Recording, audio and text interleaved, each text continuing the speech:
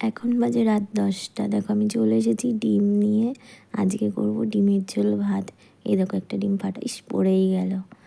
হাঁড়ি কড়াই নিয়ে আমি এবার চলে এসেছি। এবার হাঁড়িটা আমি ধুয়ে নেব। ধুয়ে হাঁড়িতে জল দিয়ে উনুনটা জ্বেলে আমি বসিয়ে দিয়েছি। এদিকে চালটা নিয়ে নিচ্ছি। চালটা ধুয়ে এবার চালটা আমি হাঁড়ির মধ্যে দিয়ে দিলাম, দিয়ে ঢাকনা দিয়ে দেবো। দেখো এদিকে সবজি দিতে গিয়ে দেখছি কিছুই নেই, শুধু একটা আলু পড়ে আছে। ওই আলুটাই আমি কেটে নিলাম, দিয়ে জল দিয়ে একটু সিদ্ধ করে নেবো। এদিকে পেঁয়াজ, রসুন, আদা, লঙ্কা পেস্ট করে নিয়েছি আর ডিমটা ফাটিয়ে দিয়েছি। এবার অল্প একটু তেল দিয়ে আমি নেড়ে চেড়ে নিয়েছি, ডিমটা দিয়ে দিলাম। আমরা তো কিপ্টে মানুষ, আমরা বেশি তেল ব্যবহার করি না, আমরা অল্প তেলেই করি। এদিকে আমার ভাতটা হয়ে গেছে, ভাতটা আমি উপরে দিয়ে দিয়েছি। দেখো ডিম ভাজাটাও হয়ে গেছে, নামিয়ে নিলাম।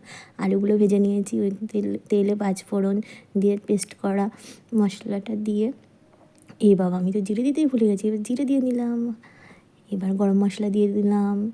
এবার আমার হয়ে গেছে, নামিয়ে নিলাম। এবার ভাত নিয়ে ডিম ঝোল নিয়ে আমি খেয়ে নিলাম। দেখো কেমন হয়েছে রেসিপি।